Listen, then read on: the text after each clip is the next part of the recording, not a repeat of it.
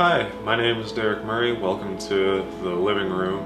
And today I figured we'd start working through my physical media collection. I think that as an artist, and more specifically a filmmaker, it would probably be a good idea to have a note of the things that I find valuable and worth keeping. And so we're going to be starting up with my DVDs and Blu-rays. I have this organized alphabetically by director and then sequentially by release. I've got a few different box sets in here. Those ones are the first film in the franchise is considered the entry and the rest are extras. I think I've probably rambled enough about this, so we can start at the beginning. First up, we have The Town. We'll start with reading the back of the box and then getting some thoughts on it. As he plans a job that could result in his gang's biggest score ever, a longtime thief plans a way out of the life and the town while dodging the FBI agent looking to bring him and his bank-robbing crew down. In addition to heading an electrifying cast, Ben Affleck also directed and co-wrote the suspenseful, critically acclaimed crime thriller that unfolds and often explodes across gritty Boston locations. Rebecca Hall, John Hamm, Jeremy Renner, Blake Lively, Titus Welliver, Peter Paulswet, and Chris Cooper also star. So this is Ben Affleck's sophomore feature as a director. It was released back in 2010. It's essentially Heat, but in Massachusetts, Boston specifically.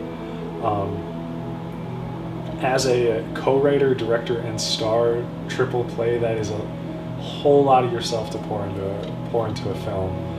And given the production level that I'm kind of forced to operate in as a fledgling artist at the moment, I'm very likely to end up having to do similar. And so I think that it's pretty inspiring to see somebody manage to pull it off and make it not seem like it's a wholly narcissistic endeavor, because that's something that has been a very big stumbling block for me, is whether or not I have permission to do such a thing, even though it's been done so many times before and it's very obviously able to be done without being that. But it's little voices and we're doing what we can to beat those. I rewatched this not too long ago, and in doing so, the cinematographer Robert Elswit, his contributions might be some of my favorite parts of this. It's pretty obvious why Paul Thomas Anderson works with him so much when what he does on here is he brings the gritty look presented by a lot of those early 2000s edgy adult dramas that are very serious and kind of grim dark. That sense of that more modern sense of urban decay. It's scuzzy and it's very sharp. So that, and along with the man successfully pulls out a number of Bayhem-esque sequences. It's a very good experience. I recommend seeing it. It has a very nice seat on people's collections right next to Boondock Saints and SWAT. If you got those, this is your third, The Town. Next off of the shelf, we have Robert Altman's Three Women. This is the first of many Criterion Collection films that I'm going to be talking about, not the first I owned. There was a brief period in college when my roommate, who was also in film school, had turned me on to the Criterion Collection and other more boutique distributing labels, some of which we'll run into here. For a time, he was compulsively buying movies online, and there were a number of times when a portion of rent was paid in selling me movies. I can't say that I got many regrets out of that business deal, other than I've got a whole mess of movies that I need to move whenever I do. So Robert Altman's Three Women. In a dusty, underpopulated California resort town, Pinky Rose, Sissy Spacek, a naive and impressionable southern waif from Texas, begins her life as a nursing home attendant. There she finds her role model and fellow nurse, thoroughly modern Millie Lemereau, Shelley Duvall, a misguided, would-be sophisticate and hopeless devotee to Cosmopolitan and Women's Day magazines. When Millie accepts Pinky into her home at the Purple Sage Singles Complex, Pinky's hero worship evolves into something far stranger and more sinister than either could have anticipated. Featuring brilliant performances from Spacek and Duvall, Robert Altman's dreamlike masterpiece Three Women careens from humorous to the chilling to the surreal, resulting in one of the most unusual and compelling films of the 1970s. Originally coming out in 1977, that was a year. So much hits in with that year, and I'm hard-pressed to say this might be the best. It's definitely in that conversation. This is some of the most beautiful cinematography I've ever seen. It's shot by Charles Rocher Jr., and it's an absolute classic. I haven't seen too much Robert Altman. It's pretty much just this and The Player. I'm very overdue for a rewatch of that one, and I need to dig through more of his work. The man has the reputation for a reason. And yeah, so if you haven't seen Three Women, but it's on your list, you need to see it. You need to see it. We're cutting in from a third setup because I couldn't shoot this all in a timely fashion. Here's hoping this is the last time we have to make an attempt at it. So now we're going to talk about Fede Alvarez, Alien Romulus. Horror master Fede Alvarez takes the phenomenally successful Alien franchise back to its iconic roots. In this truly terrifying sci-fi horror thriller, a group of young colonizers scavenging the deep ends of a derelict space station come face to face with the most relentless and deadly life form in the universe. So this had its theatrical run and physical release both in 2024. I was pretty interested in seeing it after that shot in the trailer, and at the end of it, when I saw that Fede was billed as the director, it jumped to being the most anticipated movie for me. I really enjoyed what Fede did with his Evil Dead reboot, and since my introduction to the franchise with Prometheus back in 2012 when I saw it in IMAX at the Minnesota Zoo, I've been growing more and more fond of the world of xenomorphs, androids, and the Weyland-Yutani Corporation. It's probably grown to be one of my more favorite franchises. I'll definitely talk more about it when I get to the box set that's further down the shelf. But for the time being, this is my favorite installment that isn't directed by Ridley Scott. There's a quote on the back from Aaron Perner of CNET. The Alien movie fans have been yearning for, and that's probably the easiest way to put it. Here we get a view of kind of what the functional space colonies are like. We definitely get a lot more android lore, which is fantastic, and there's finally like a bit more concrete understanding of what in the hell they're trying to do with the Xenos and what the black goo kind of is intended to be. Along with doing that, it also manages to like hit the tonal beats of pretty much all the other franchise films in there in a way that's really satisfying, and it works as a solid through line. It's really, really well done. The cast is also fantastic. David Johnson is like terrifyingly good at playing an android in the different ways that kind of plays out. And Kaylee Spaney has ever since Priscilla, I'd say she's definitely like she's my new favorite leading lady of the rising stars in this most recent batch of Hollywood Faces, and it's really great seeing her progress and keep doing more consistently after first seeing her killing it in Devs. Everybody else keeps up as well. Like, it's a very, very good cast, very well done, very well executed. I got this copy as a birthday present from my partner. It is just the movie on here, and there's a small part of me that is kind of bummed about that because special features are such a big selling point of digital media, but owning something in and of its own right is becoming more and more of a luxury, and I was raised on VHS tapes. The lack of special features, I'm definitely like moving past that and relearning the way it was, I can't say that it feels like settling anymore. It is more so a shedding of an ugly entitlement, because like, yes, it's nice to have all the bonus features, all the commentaries and behind the scenes, but ultimately the thing that I'm here for is the movie, and it's the art that needs to be preserved. All of the other stuff, it's bonus, it's extra. Unfortunately, I do feel like I kind of need to address the AI situation. That seems to be a hot button topic. I'm not a fan of AI. If the Butlerian Jihad were to pop off in my lifetime, I'd be all for it. But as far as it goes with this, it is kind of unfortunate to see Bet's performance kind of get completely masked over visually and vocally by AI Ian Holm. As far as the look goes, those are probably the effects that I feel were the least effective.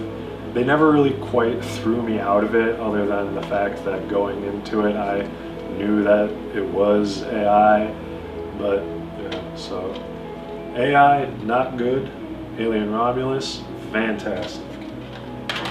Moving on, we have A Girl Walks Home Alone at Night by Annalili Amirpour. Strange things are afoot in Bad City, the Iranian ghost town home to prostitutes, junkies, pimps, and other sordid souls, is a place that reeks of death and hopelessness, where a lonely vampire is stalking the town's most unsavory inhabitants. But when boy meets girl, an unusual love story begins to blossom. Blood Red. Annalili Amirpour's debut feature, A Girl Walks Home Alone at Night, basks in the sheer pleasure of pulp, a joyful mashup of genre archetypes and iconography. Its prolific influences span spaghetti westerns, graphic novels, horror films, and the Iranian New Wave.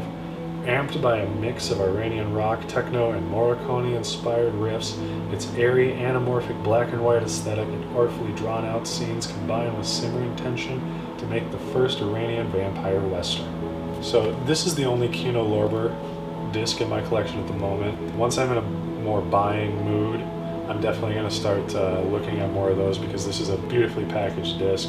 It's a nice slip box.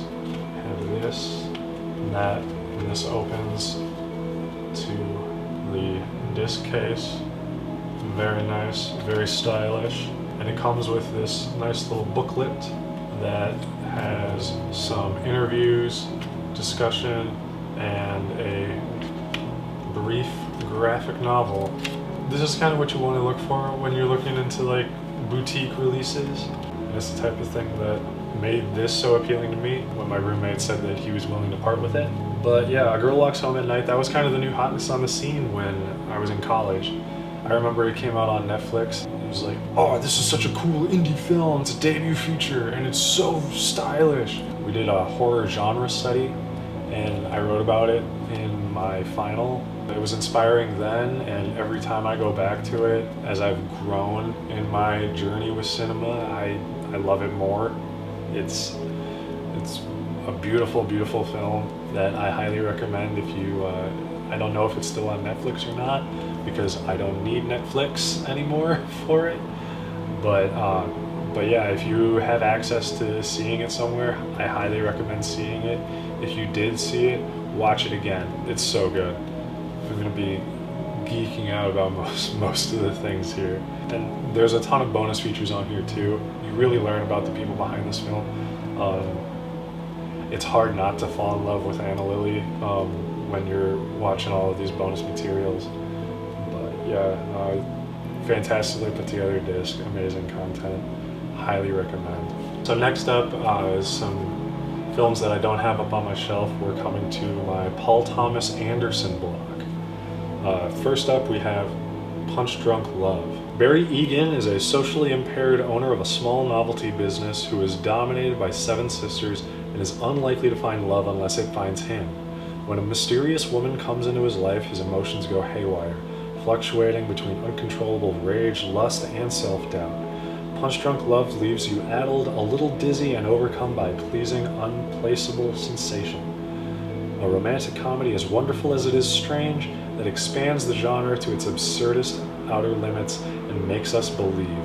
From the writer-director of Boogie Nights and Magnolia, Punch Drunk Love is a dark, lovely and unique film experience. And yeah, it very much is that. I recently rewatched this along with my partner, and I do think that this might very well be my favorite Paul Thomas Anderson film. It's definitely my favorite Adam Sandler film.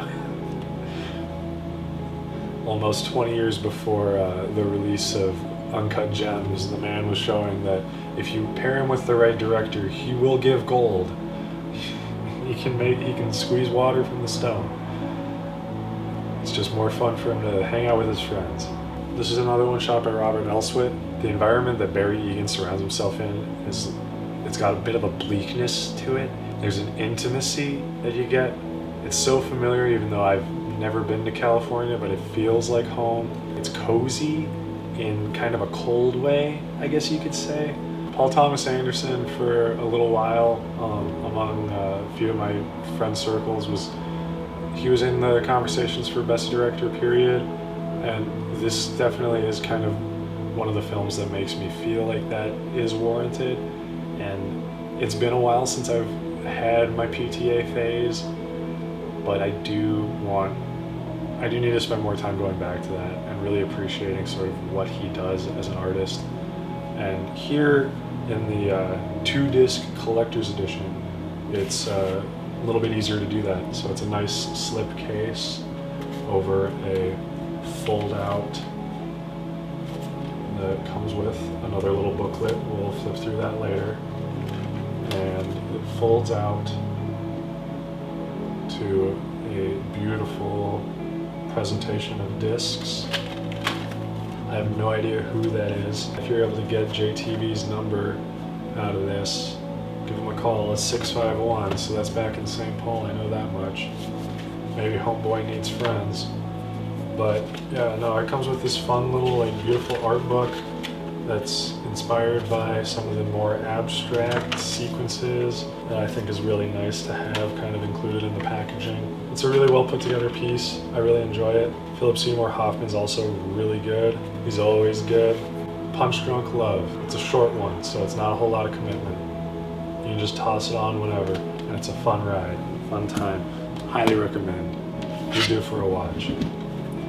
Continuing through my Paul Thomas Anderson selections, we have up next The Master, a mind-bending cinematic landmark. Haunted by his past, World War II veteran and drifter Freddie Quell crosses paths with a mysterious movement called The Cause, led by Lancaster Dodd, aka The Master, and his wife Peggy. Their twisted relationship is the core of this film that is a glorious and haunting symphony of color, emotion, and sound, with camera movements that elicit an involuntary gasp and feats of acting that defy comprehension. So that's A.O. Scott, The New York Times. The first quote was Peter Traverse of Rolling Stone. Awarded Best Actor for both Philip Seymour Hoffman and Joaquin Phoenix, and Best Director for Paul Thomas Anderson at the 2012 Venice Film Festival, The Master is a film which casts a spell like a fever dream. That quote is from David Anson of Newsweek. Stunningly photographed in 65mm, The Master stands as an undeniable cinematic experience. Will Freddie be able to outrun his past? Will the cause help or hurt him? Can this tortured, violent creature be civilized? Or is man, after all, just a dirty animal? So this was released in 2012. The disc was printed in 2013. And this kind of blends a pair of my special interests. Spirituality and sci-fi are things that I find myself spending the most time thinking about and invested in narratively and as aesthetics and such. Like, those two subjects those are some of the big ones, and this does an amazing job of scratching both of those itches. Fantastic performances, as noted, from Phoenix, Hoffman, and Adams. It's a beautiful meditative piece that it is a vibe, and it really pulls you in. And as said before, it is fantastically shot, excellent movie, very, very good, and a big part of Paul Thomas Anderson's undeniable greatness, I guess. The dude just hits, and this is a very excellent very excellent film. Very happy to have it. I have not gotten a chance to go through all of the bonus content on it, but one of these days I definitely will be. And then to close out the list, my third and final PTA film is Inherent Vice. There's nothing remotely like Inherent Vice, the comic noir to end all noirs live back and go with the flow. That is from Stephen Holden, the New York Times. From Paul Thomas Anderson and Thomas Pynchon, it's the tail end of the psychedelic 60s, and paranoia is running the day from the desert to the sea of Southern California. With a cast of characters that include surfers, hustlers, dopers, and rockers, a murderous loan shark, the FBI, LAPD detectives, a tenor sax player working undercover, a group of Beverly Hills dentists, and a mysterious entity called the Golden Fang, everything's gone from groovy to where you at, man, in what seems like a matter of moments. So when Private Eye Docs Berteos, ex-old lady Shasta Fay shows up at the door with a story about her current billionaire land developer boyfriend and his wife and her boyfriend, well, it all starts to get a little peculiar after that. Maybe you'll just want to see the movie. It was released in 2014, disc printed in 2015. This is the most fun I've had watching a Paul Thomas Anderson movie. Probably the most energetic, I guess, is probably a good way to put it. Yeah, it's definitely the most energetic and lively. It definitely feels faster paced and more fun and exciting than some of the other ones. There's a lot of more comedic moments in here through just sort of the insanity that is that period of time in California.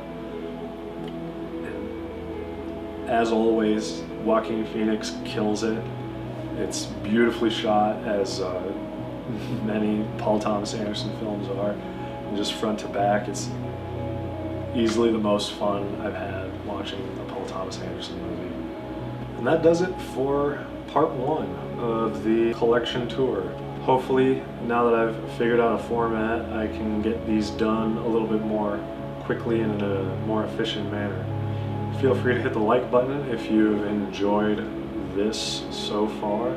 Leave a comment below if you liked any of the videos I have, if you want any of them. Feel free to give your opinions below. You can check out my Letterboxd reviews. I've got those linked in the description if you're curious about what I have to say about those.